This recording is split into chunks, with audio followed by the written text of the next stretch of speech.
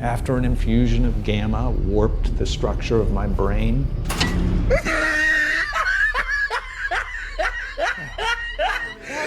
Look at the top of his head!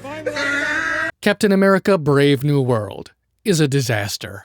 It's an ambitious movie, attempting to launch the new Captain America, while also addressing plot lines left unresolved for nearly 20 years. But not only does it fall short of its goals, it does so calamitously, with a broken plot, confused characters, and faulty themes. Let's dive in and explore the ways in which Captain America 4 fails. And if you end up liking this video, consider becoming a channel member today. I really appreciate it. First, a brief plot summary. President Ross is trying to pass a treaty that will share adamantium with the world, but an attack on the White House threatens everything. To prove his friend's innocence and stop war breaking out, Sam Wilson pursues the real mastermind behind it all. Brave New World was reshot and re-edited multiple times, and it's very apparent. It's full of awkward ADR. The CIA leaked to Japan. He's pitting you and Japan against each other to ensure that this moment happens. He created a technology that allowed him to control the minds of anyone he targeted, including maybe you, sir. Now, we're here because Stearns wants revenge and doesn't care if he incites a war. We're playing right into his hands. Jarring green screen and half-baked special effects. Stearns' prosthetic makeup looks like it was thrown together last minute, and Red Hulk's transformation back into Ross is done conspicuously off-screen, as if they ran out of effects budget. But you must first transform back to Jennifer. You are very expensive. But wait until the camera is off you. The visual effects team has moved on to another project. Then there's the scenes that feel like they come from completely different movies. For example, when Stearns escapes Camp Echo 1, he shows up at a random admiral's house and shoots him. Who is this dude? Why did Stearns go out of his way to kill him for seemingly no benefit? And then there's all these shots from the trailer that never made it into the final cut, like someone's funeral, or this action scene on an aircraft carrier. Ironically enough, I suspect this movie's got enough deleted scenes to rival The Incredible Hulk. All this scrapping, reshooting, and retooling resulted in quite the disjointed script. As you can probably guess, Brave New World's writing leaves a lot to be desired. It's full of clunky exposition. Heard anything from Betty, from my daughter? The president-elect's estrangement from his daughter, Dr. Betty Ross, Bruce Banner's ex-girlfriend. I mean, a lot's changed in the world. We could have used another super soldier. The United States government threw me in prison for 30 years. They experimented on me for decades. Awkward dialogue. Yeah, I'll hold for the president. I'm the hero. And cringy Marvel humor, TM. Cap's gear was a gift from the Wakandans for helping him out. I heard even the wrapping paper was made of vibranium. No, man, I'm kidding. You give him something to aspire to. Did your speechwriters help you with that? They did, yeah, the ending a little bit. Did you like it? No, it was good. Solid B+. Emotional. Very. I felt it. But just enough. You remember this place? You used to come here with Betty. That didn't work. To get a better idea of the script's failings, let's take a more in-depth look at the writing. Let's start with the characters, shall we? This movie's the theatrical debut of Sam Wilson's Captain America. He got the shield in Endgame, had a TV show where he gave it away, then stole it off a grieving soldier, and is now the official Captain America. Does he live up to the hype? Is he written with the care and quality befitting such a significant character? I don't know about that. Don't know about that. Yeah, well, I don't know about that. Brave New World characterizes Sam as diligent and pragmatic. He doesn't trust Ross or the government. He was a fugitive for a couple of years because of the Sokovia Accords after all. But he recognizes the importance of working with the president to give people hope and stability. But at the same time, he's got a friend in the White House keeping an eye on Ross to let him know if he ever steps out of line. And he's willing to disobey Ross's orders if necessary. He's proactive like that. On the other hand, the movie depicts Sam as needlessly reckless. During the mission at the start, he needs to infiltrate a church that's been taken over by Serpent. He's recommended a covert entrance, but immediately brushes it off in favor of a loud and flashy one. Covert? Really?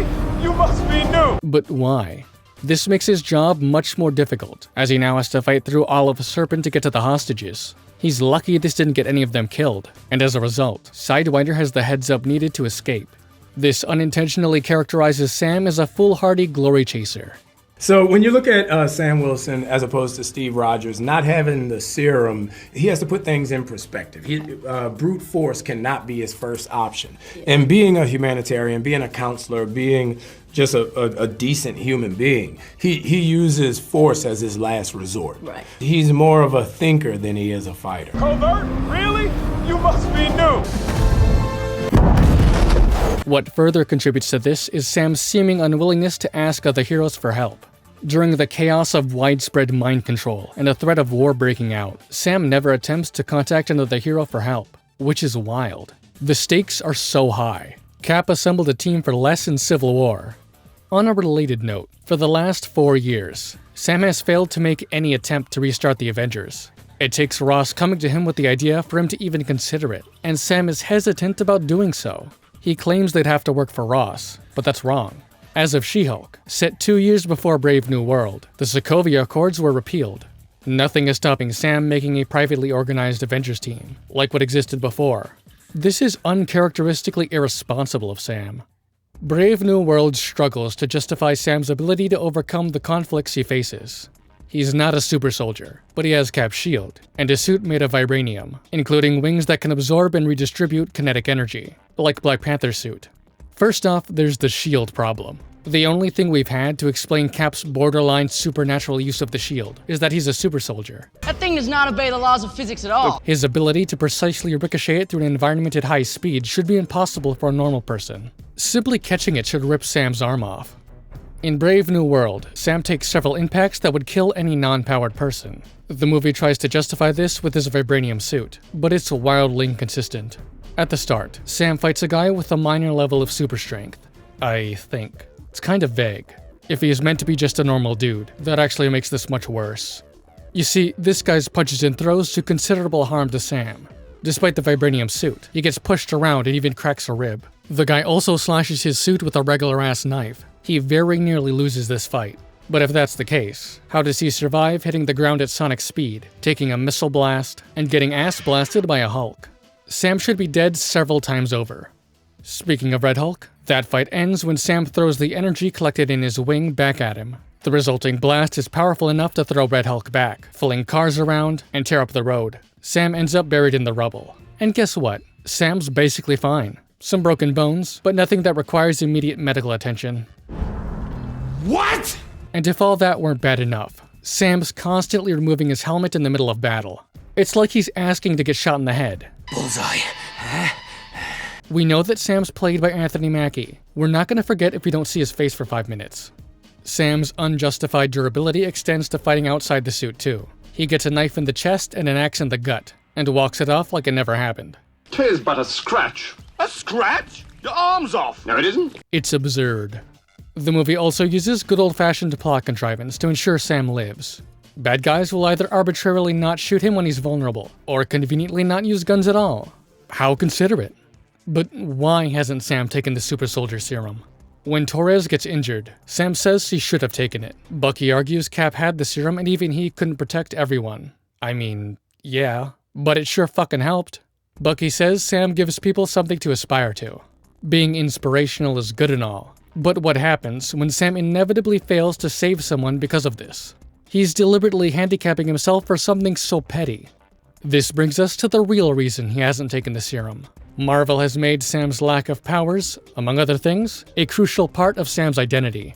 No super serum. The only power I have is that I believe we can do better. To them, giving Sam the serum would strip that away. Now, do you think we'll ever see Sam get the super soldier serum, or is it sort of integral to his character to not have it? Yeah, I don't think he will. I think if you look at Sam, Sam is every man's Captain America. The idea of him just being a regular guy that's been thrust into this position of leadership is something that we all can identify with, something that we all can relate to. So I think it's important for him not to get the serum, because then that takes him out of the realm of the possibility of any of us being Captain America. They've effectively written themselves into a corner. They want Sam to face superpowered enemies like Red Hulk, but can't justify his ability to do so. The writers try to lampshade the issue. During the Red Hulk fight, Sam says, Should have taken that serum. Bucky was full of shit. Marvel often employs this technique as a way to wave away bad writing. That makes perfect sense. There's no flaw in that logic. I hate it so much. The whole super soldier serum discussion is a moot point anyway. He's not a super soldier, but the logic-breaking suit and the plot-bending contrivances serve to compensate for that with interest. Because I don't have a superpower, we had to enhance the suit so that I could fight the Hulk. Yeah. Come and get me! At the end of the movie, Sam goes toe-to-toe with Red Hulk, something Cap never could have managed. There's a reason why Thor and Hulkbuster Iron Man were the only Avengers that fought Hulk previously. He would have wiped his ass with Cap, or any super soldier. Is that all you got? Sam's suit ends up making him way stronger than Cap, so there's no point taking the serum at this stage. The movie is being disingenuous when it claims Sam is being more inspirational for not taking the serum. He relies on a specially made Wakandan suit, made of one of the rarest and strongest materials on the planet. Most people don't have access to billions of dollars worth of tech, making Sam not someone your average Joe can identify with. In terms of relatability, he's closer to billionaire Tony Stark than everyman Cap.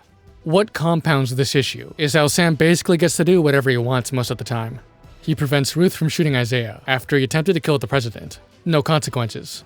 He waltzes into the president's bunker after an assassination attempt. No consequences.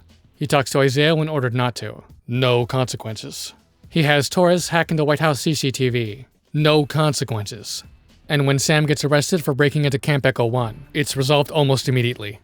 Walker got in more trouble for killing a terrorist than Sam does for any of the shit he pulls. He gets all the power and none of the responsibility. Not super relatable. The movie's also horribly insecure about giving Sam the Captain America title. Every few minutes, another character proudly calls him Captain America and praises him for doing such a great job. Especially when it comes to working with heroes like Captain America. Here you go, Cap. It's money away. It's on the house. Cap's gear was a gift from the Wakandans for helping him out. Captain America I dreamt of killing was bigger than you. Save some for us, Cap.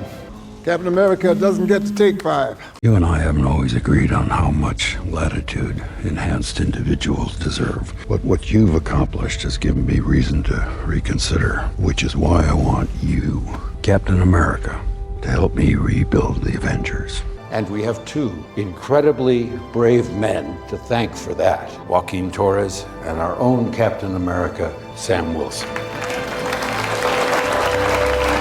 How often do you get a chance to kill Captain America? Well done, Captain. But you're not going to like what's coming next. Even the villains talk to him reverently. Sidewinder wants the honor of killing the Captain America. And Stearns, the super genius, is impressed by Sam's ability to outsmart him. Everyone is constantly glazing him. It's honestly kind of distracting how in-your-face the movie is about this. It also contradicts a core theme of the character. Only once is Sam disparaged as not good enough to be Captain America. You shouldn't even be in these situations. You're not Steve Rogers. And what Ross exactly means by this is never expanded on. This is all we get. Despite this, Sam says, I know what it's like to feel you have something to prove. Everyone only seeing one thing. He also says, because if I'm not on point, I feel like I let down everyone else who's fighting for a seat at that table. That's pressure, man. It weighs on you. Makes you wonder if you'll ever just be enough. This pressure he talks about rings hollow because of how hard every character sucks him off. Aside from one line by Ross, he never receives any pressure unique from any other hero trying to do the right thing. The movie wants to explore the struggle of trying to prove yourself and change people's perception of you. Ross is trying to prove he's changed for the better. Torres is trying to prove he can be the new Falcon. And Sam is trying to prove he could be Captain America. The Falcon and the Winter Soldier emphasized Sam's race as the contentious factor in this equation. I'm a black man carrying the stars and stripes. What don't I understand? Every time I pick this thing up, I know there are millions of people out there who are going to hate me for it. I feel it. The stares, the judgment. And there's nothing I can do to change it. Yet I'm still here. But Brave New World never explicitly does this. The movie seems to want to imply it, but it's so vague and underdeveloped it might as well not be there. If you haven't seen the show, you'd probably assume Sam's struggle is simply living up to Steve Rogers' legacy. The man fought in World War II, saved the world multiple times, and helped save half of all life in the universe. That'd be hard for anyone to follow. The racially political aspect of Sam's character is divisive, so the writers want you to be able to interpret whether it's part of the movie or not, depending on your own preferences.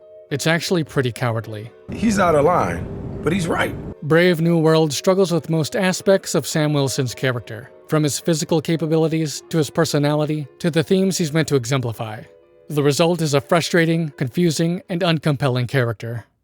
The movie also brings back long-neglected characters from The Incredible Hulk, and tries to continue their plot lines. But does the movie do them justice? We learned that after the events of The Incredible Hulk, Ross pinned the blame for Abomination's rampage on Samuel Stearns. Stearns gained enhanced intelligence from Bruce's blood, so Ross stuck him in a secret prison, pumped him full of gamma, and turned him into a super genius. For 16 years, Ross has been using Stearns to invent high-tech weapons, develop a cure for his heart condition, and devise a plan to make him president. Is this something Ross would do?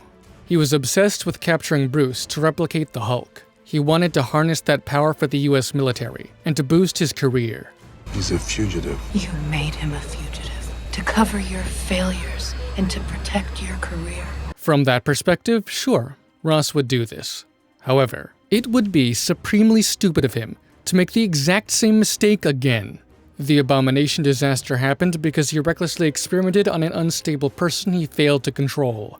Ross isn't dumb. I can see him making Stearns take the fall to save himself, but I don't think he'd start experimenting on him. Although, how did Ross pin the blame on Stearns? There are many witnesses that can corroborate that Ross gave Blonsky an experimental super soldier serum long before Stearns got involved. And did no one believe Stearns when he explained Blonsky coerced him into the procedure? Why would he otherwise do that to a guy he just met? I feel like the movie's skimped over some pretty important details to get to this setup. Civil War revealed Ross had a serious heart attack in 2011. He then had more heart-related issues during Black Widow in 2016. Brave New World is set in 2027, so we can assume he's been taking the medication Stearns made for him for at least 11 years. And it turns out Stearns has been using these pills to slowly gamma poison him. Wait, Ross willingly ingested something the resentful super genius made for him, and he did so while taking no measures to verify what was even in the pills? So he's an idiot. They've really dumbed this dude down. In Brave New World, Ross is trying to make a change, to be selfless for once, to do what's best for the people and not just himself. It's implied that the blip largely inspired this change, so it's a motivation that doesn't come out of nowhere. However, Ross's bad reputation proves a constant obstacle. People deride him as the Hulk Hunter, which makes sense. Once Bruce became a well-known hero, public opinion would turn against the man that once made him a fugitive. Ross struggles to overcome his past, to convince people of his sincerity. What doesn't help is his propensity to fall back on old methods, and to butt heads with people he needs on his side. I find it a genuinely interesting direction to take his character, or at least it would have been. As I'll explain, multiple factors prevent this arc from working. Ross wants to become president, to secure a brighter future for the US and the world, so he promises to release Stearns if he helps him get elected. Ross wins, but he flakes on the deal, too afraid of losing access to the pills. It's his fear of dying before securing his legacy that prevents him from keeping his promise. Except there's an obvious workaround. Have Stearns write down the formula so they can recreate the pills without him. You could argue Ross would be too afraid of his crimes getting exposed to let him go, but not a single character brings this up as a concern. So, Brave New World portrays Ross as someone who's always been bursting with barely contained rage, but that's not really accurate. From The Incredible Hulk to Black Widow, Ross was characterized as cold and cutthroat. He's very in control of himself. It threw a forklift truck like it was a softball. Well, it's gone. I used to wonder why she never talked about you. Now I know. Where does she meet these guys? I will never forgive what you've done to him. He's a fugitive. Don't ever speak to me as your daughter again. It's only because you're my daughter that you're not in handcuffs, too. It actually would have been more interesting if, like Bruce, he was someone who repressed his anger, so when he becomes the Red Hulk, that inner rage is brought to the surface, to express an unseen aspect of his character. Speaking of Red Hulk,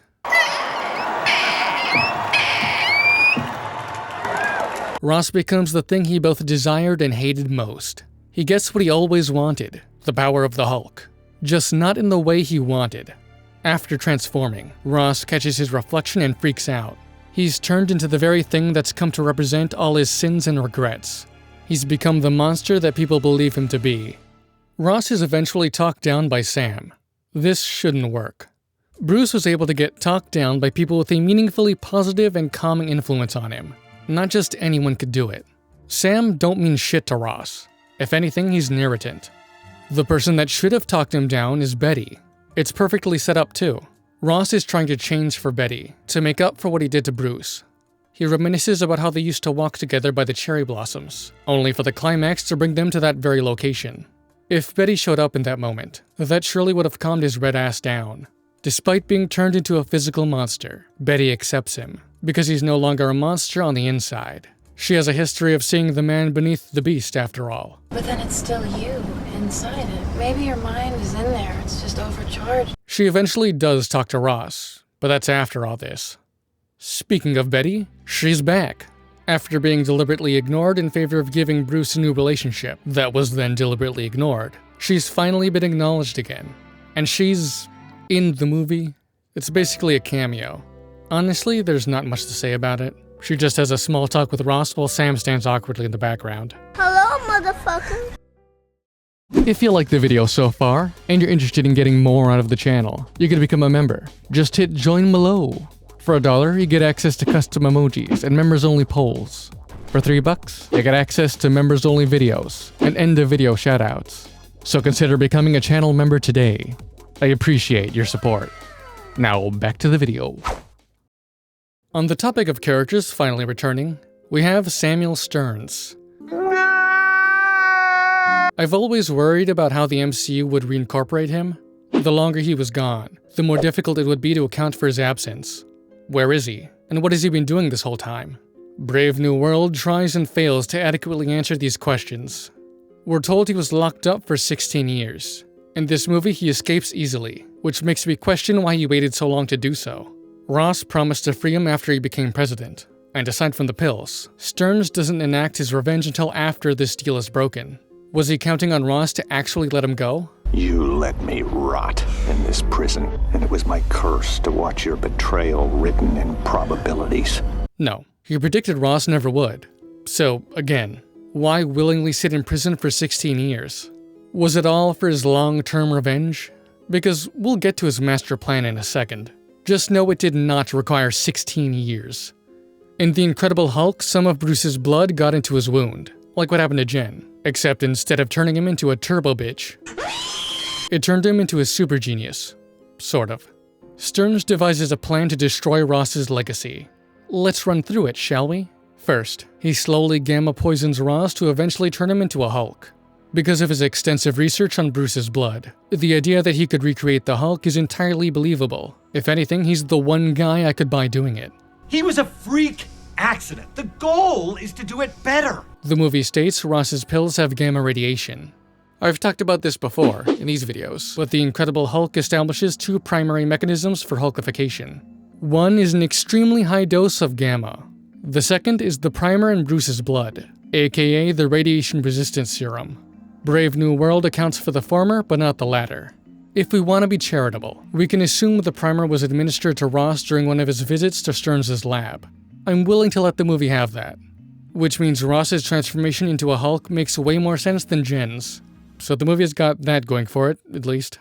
Anyway, Stearns slowly turns Ross into a Hulk over a decade. But was it necessary to do it in such a slow-ass way? Why not simply mind control Ross when he comes for a visit, and perform an improved version of the Blonsky experiment on him? He seems to want to time Ross's first Hulk out with the outbreak of war over Celestial Island's adamantium. But that only came into existence recently. What was Stearns originally waiting for during the first decade of imprisonment? Setting that issue aside, Stearns sets his sights on ruining the treaty Ross is aiming to pass, which would share adamantium fairly with the other nations. To do so, he hires Sidewinder to steal Japan's adamantium, counting on Sam to recover and return it. He needs this event to occur, because he'll later leak info to Japan to make it seem like Ross deliberately set this up in some nefarious scheme. But before the leak, he orchestrates an attack on the White House, using a bunch of mind-controlled individuals to attack, but not kill, Ross. As far as I can tell, this mainly serves to make Ross appear weak and inept. But was this necessary? The info leak to Japan is more than enough to tear apart the treaty. If anything, orchestrating an attack on Ross encourages various parties to start investigating, which could lead back to him. He even deliberately targets Isaiah, Sam's close friend, giving Sam a personal stake in finding the real perpetrator, i.e. his bitch ass. Spoiler alert, this directly leads to his defeat. Not a great plan. Let's talk about this mind control for a sec. Stearns uses people's optogenetic data to design a series of flashing lights that implant commands into their subconscious. He then triggers these commands with a specific song. Flashing lights are enough to turn someone into an unwaveringly obedient, mindless servant, able to act out complex and nuanced orders. Do I even need to explain why this is batshit crazy? The MCU already has established means of mind control. Did we need to add another, especially one so poorly thought through? If it's this easy, why not simply mind control Ross and make him declare war? There'd be no need to do any of this other bullshit. Back to his master plan. To deal with Sam, Stearns rehires Sidewinder to kill him. He fails, which Stearns predicted would happen? It's unclear. When he calls Sidewinder's phone, Sam answers, but he acts like he expected this. Well done, Captain, but you're not going to like what's coming next. The call lets Sam track his location. During my first viewing, I thought, obviously this is part of his plan. He's luring Sam to him for some purpose. But no. Apparently he didn't want that at all, and has to take measures to try and stop him. So why call him in the first place? And he's a super genius, for fuck's sake. He can't make his calls untraceable? I will not answer that stupid question. Stearns orchestrates an attack on Isaiah's prison to make Sam turn back. This fails, which surprises him, even though it shouldn't. Isaiah's a super soldier. He can take care of himself. And Sam's already pretty close to Stearns' location when he gets the news. If Stearns really wanted to stop Sam, he should attack him, not Isaiah. When Sam and friend arrive, Stearns sicks his mind-controlled security guards on them while he escapes. Even though he could have just killed them with the sonic weapon he uses later. It's literally as easy as turning a dial to make their hearts explode. When you have to shoot, don't talk. This is some Bond villain schlock. Getting back on track, Stearns sabotages Ross's treaty and incites a war, but Sam foils his plans. He then, somehow, learns that Sam's friend is investigating Ross's pills, and literally seconds before he tells Sam about it, Stearns just shows up and kills him. It's comical. How did Stearns know he needed to be at that exact spot at that exact time? I haven't a clue. He's a super genius, not a fortune teller. During a presidential press conference, he turns himself in. At the same time, articles about his illegal imprisonment at Ross's hands get leaked to the public. He also hacks the event speakers and plays an incriminating phone call between him and Ross. This enrages Ross enough to finally make him Hulk out. Why did Stearns turn himself in? Given the articles released before he could even reach a jail cell, Stearns must have arranged for this to happen regardless of whatever he was doing at the time. In that case, turning himself in served literally no purpose. In fact, it only alerted Sam that something was wrong with Ross sooner than he would have originally known, letting him act more quickly. He's smart, but I guess not that smart. This was a pointlessly disadvantageous action. And that's Stearns' master plan. What can we deduce from this? He's fucking stupid. Maybe you're not as smart as you think you are. I am, actually. He's meant to be big brain, yet almost nothing he does makes sense. This is what happens when not too smart writers try to write a super genius. Their idea of superintelligence consists of overly complicated plans that rely on everyone else being brain dead, and straight up clairvoyance. It's so dumb. It's so dumb, it's brilliant. No! It's just dumb! Setting aside Stearns' nonsensical plan, how accurately is he characterized? In The Incredible Hulk, Stearns was obsessed with scientific discovery to the point of recklessness. I've always been more curious than cautious. He was enamored with the power of the Hulk, heedless of Bruce's warnings. You've seen what he becomes, right? I have, and it's beautiful, godlike. Stearns did extensive experimentation with Bruce's blood, interested in using it for the advancement of mankind. This is potentially Olympian. This gamma technology has limitless applications. We will make humans impervious to disease. Does this carry over to Brave New World? Not even a little. Dude became a super genius stuck in a lab for 16 years, but didn't pursue any of the scientific advancements he initially wanted to. Stearns now only cares about revenge. And that's it. He's devolved into a one-dimensional villain. At least he's alive at the end of this, so there's always the chance of bringing him back and repairing some of the damage done to his character. But I'm not holding my breath. Let's talk Hulk. He ain't in this thing, and that's disappointing. In a lot of ways, Brave New World is a direct sequel to The Incredible Hulk, but without Hulk. And it's not like he ain't around. Smart Hulk returned from space at the end of She-Hulk, which takes place in 2025. Brave New World is set in 2027. So as far as we know, he's on Earth right now. Is Hulk not interested that Ross, the man who hunted him for years, is now the freaking president? And did Bruce never check on Stearns after what happened in Harlem? Not to make sure he survived the destruction, and not even to ensure his blood samples got destroyed? Was Bruce not concerned to learn that Stearns, not Ross, was blamed for the Abomination's rampage? I guess Hulk's just an asshole. The events of Hulk and his film don't pertain to this movie at all. What? His absence marks a wasted opportunity.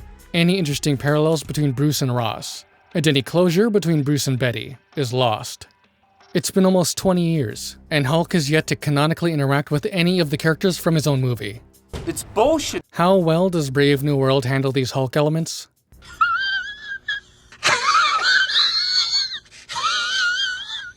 Yeah. Ross and Stearns have been severely mischaracterized. Betty makes a cameo, and Hulk is missing. Sad?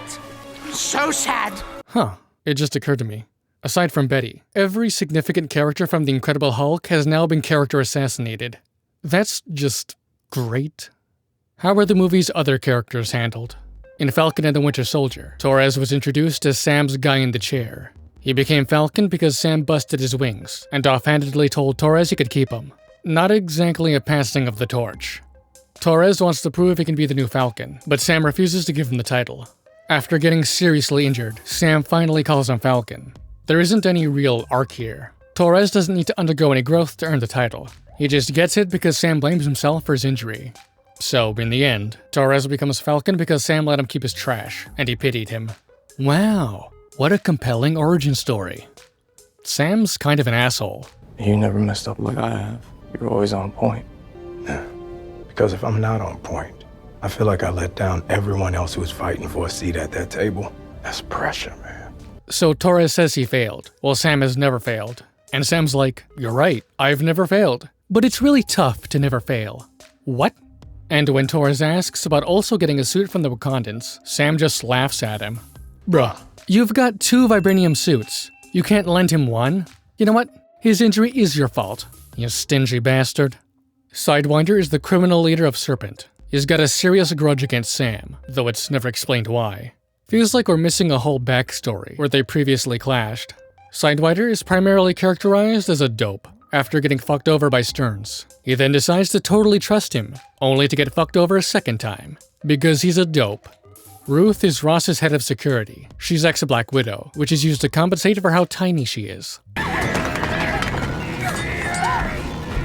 Despite being in the movie a fair bit, she barely serves a purpose. And like everyone else in this movie, she's a dunderhead. It takes forever for anyone to consider whether Isaiah was mind-controlled. You'd think that would be an obvious possibility to an ex-Black Widow. I don't have much to say about the remaining characters, but they're mostly fine. Though, rest assured, they're all varying levels of stupid. As an entry into the MCU, Brave New World is burdened by, and benefits from, the continuity of what came before. The movie acknowledges some, and ignores other, important world-building elements. At the end of Secret Invasion, President Ritson revealed to the world that Skrulls had secretly infiltrated the planet. In Brave New World, less than a year later, Ross takes office. In his victory speech, Ross talks about the blip 4 years ago, and the Celestial Head 3 years ago. But he doesn't mention the invasion of shape-shifting aliens made public months ago. In a speech stressing the mounting threats humanity faces, it's a weird thing to leave out. What is Ross's stance on togetherness in a world full of friendly and not-so-friendly shapeshifters? Ritson also intended to pass a bill declaring all aliens as enemy combatants. Did that bill get passed by Congress? And what happened to the wave of vigilante violence that inspired? In a movie where a prominent character is the President of the United States, you'd think this would get addressed. It's like Secret Invasion never happened. Was it so secret even the writers didn't know about it? Brave New World establishes there hasn't been an Avengers since Endgame, 4 years ago. But why? It's not like they disbanded at the end of that movie. There still was an Avengers team, it just lost a few members. The real reason there isn't a team is because Marvel hasn't decided what the hell they want to do yet. Do they want to use the heroes that were already established? Or do they want to replace them with younger characters? For phases 4 and 5, the latter seem to be the plan. But those shows and movies didn't exactly pan out, so now Marvel's scrambling to change course. Captain America: The First Avenger was a foundation for the universe to be built upon to Endgame. Now, Captain America: Brave New World is a foundation for the second phase of the universe to be built on to whatever that next pinnacle film is. To put that into perspective, the next Avengers movie is scheduled for next year, and only now are they figuring out the foundation leading up to it. Oh, come on! Regardless, the Avengers' absence raises another important question. Why has nobody tried to reform the team in that time? Smart Hulk is very much interested in defending the Earth. But we can't pretend like we aren't two of the few people on Earth that can actually protect her. And who's gonna protect the world if it isn't people like us? And he returned to Earth at the end of She-Hulk, set in 2025. So as far as we know, he's been on planet for 2 years. Old Man Cap may or may not be alive. For some reason, Captain America: Brave New World doesn't give us any info about him. Probably because Marvel doesn't want to commit to anything yet. If he is alive, he'd definitely be interested in ensuring an Avengers team existed. Aside from Tony, he was the one most dedicated to protecting the world. Speaking of Tony, what about Pepper? She's not interested in upholding Tony's legacy? Everything he did post-Avengers 1 was out of a desire to protect the Earth from threats like Thanos.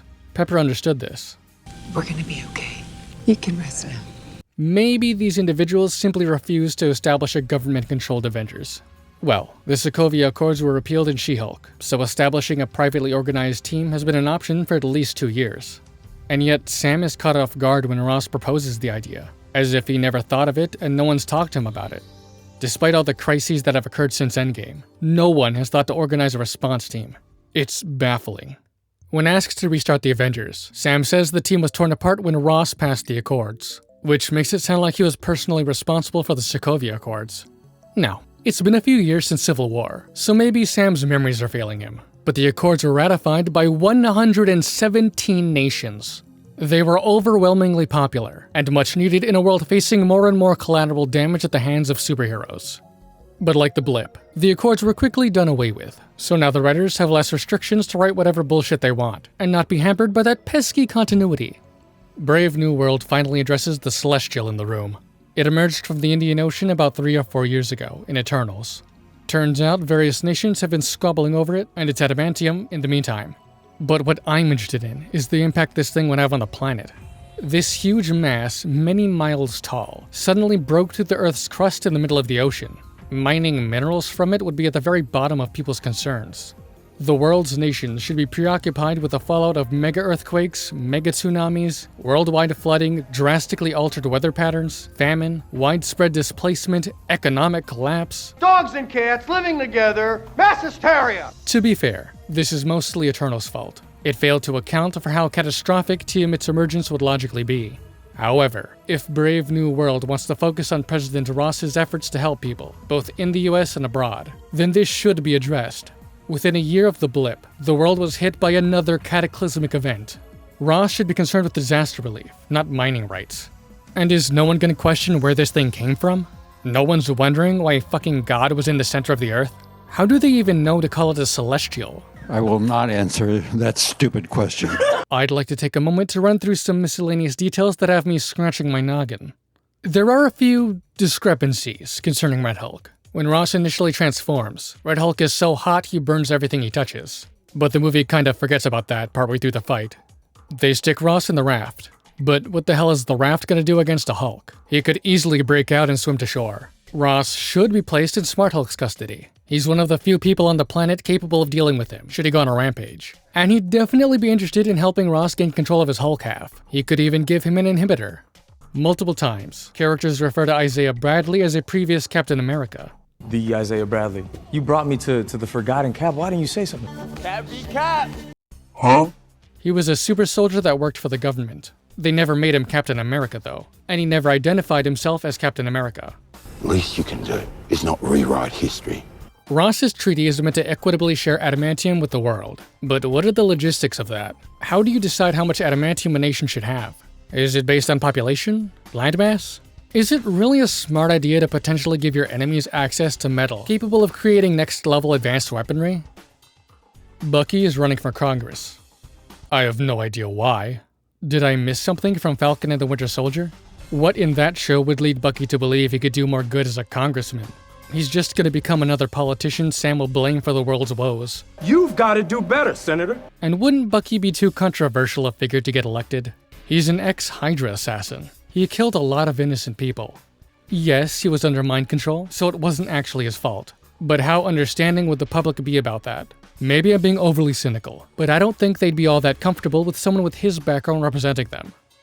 After he became a super genius, Stearns apparently spent 16 years designing high-tech weapons for the military. What exactly did he accomplish, though? Since the Incredible Hulk, I don't recall the US military packing any particularly impressive weaponry compared to what already exists. And during Civil War, we're meant to believe Stearns was helping Ross through that whole ordeal. He couldn't predict how Cap was going to react to the Accords. Ross couldn't phone Stearns for a battle plan to give Tony, and Stearns was unable to track down the rogue Avengers. During the movie's post-credit scene, Stearns can foresee multiversal shenanigans. If he can predict something like that, why didn't he predict Loki, Killian, Hydra, Ultron, the Red Room, Thanos, Mysterio, the Celestial, Wanda, Namor, or Dar-Ben? I will not answer that stupid question. That's because this is what we call a poorly executed retcon. Stearns has been here the whole time, yet has somehow had zero impact on anything. I do appreciate Brave New World's attempts to tie up loose ends. Emphasis on attempts. It's done in a lazy, haphazard way. None of it works. The movie mentions things like the Blip, the Avengers, and the Celestial Head, but it doesn't properly address or develop any of it.